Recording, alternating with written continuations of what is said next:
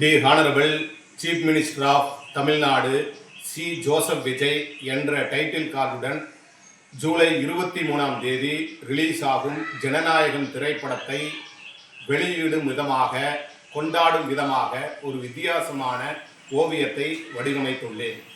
தண்ணீருக்குள் ஒரு பாத்தி செய்து அதன் உள்பகுதியில் கிரையான் என்ற மெழுகு பென்சிலில் பல வர்ணங்களை கொண்டு விஜய் அவருடைய ஓவியமும், ஜனநாயகன் என்ற டைட்டில் கார்டும், the honourable chief minister of Tamil Nadu C. Joseph Vijay என்ற அந்த டைட்டில் கார்டையும் எழுதி வடிவமைத்துள்ளேன்.